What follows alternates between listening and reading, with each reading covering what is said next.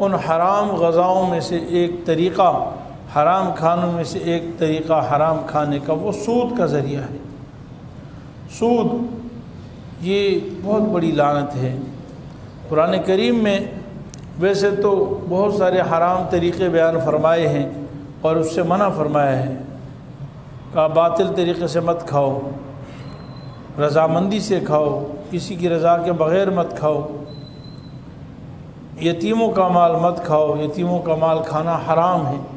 ان الذین یاکلون اموال الیتامی ظلما انما یاکلون فی بطونہم نارا، جو یتیم کا مال کھاتا ہے وہ اپنے پیٹ میں جہنم کے انگارے ڈال رہا ہے اور عنقریب بھڑکتی ہوئی آگ میں وہ داخل ہوگا۔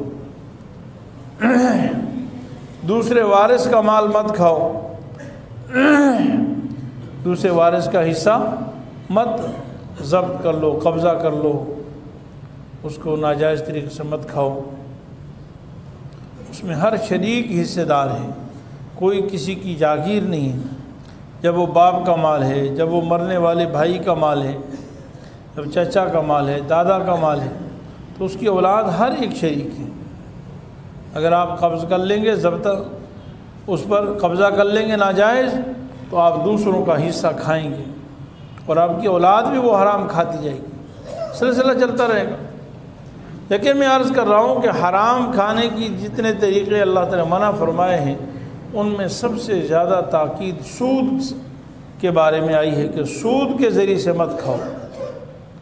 اللہ تعالیٰ نے بہت تاکیداً منع فرمایا ہے، یا الذین آمنوا اتقوا اللہ وذروا ما بقی من الربا ان کنتم مؤمنین۔ فرمایا کہ اگر تم میں ایمان ہے اور تم مومن ہو تو سود کا کام چھوڑ دو، سود مت کرو۔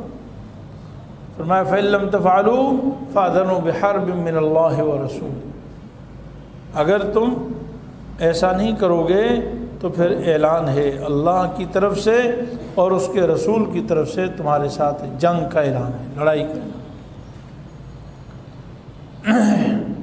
دیکھیے مسلمان تو کافر سے لڑتا ہے، جہاد کرتا ہے، کیونکہ کافر اللہ کا دشمن ہے، سب سے بڑا دشمن ہے، اس سے مسلمان جہاد کرتا ہے، اس سے لڑائی کرتا ہے۔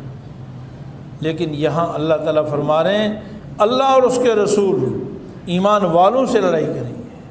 یہاں خطاب ایمان والوں سے، اے ایمان والو اگر تم ایسا نہیں کرو گے تو پھر ایک طرف جو لشکر ہے وہ اللہ کا اور اس کے رسول کا ہے، اور دوسری طرف مقابلے میں لشکر کفار کا نہیں، غیر مسلموں کا نہیں، ہندوؤں کا نہیں، سکھوں کا نہیں، بلکہ مسلمانوں کا ہے، مومن کا ہے۔ فَإِن لَّمْ تَفْعَلُوا فَأْذَنُوا بِحَرْبٍ مِّنَ اللَّهِ وَرَسُولِهِ۔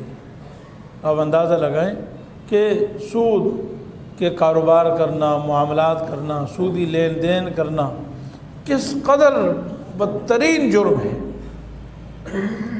وہ ہے کہ خالص اللہ کا دشمن ہے۔ علماء فرماتے ہیں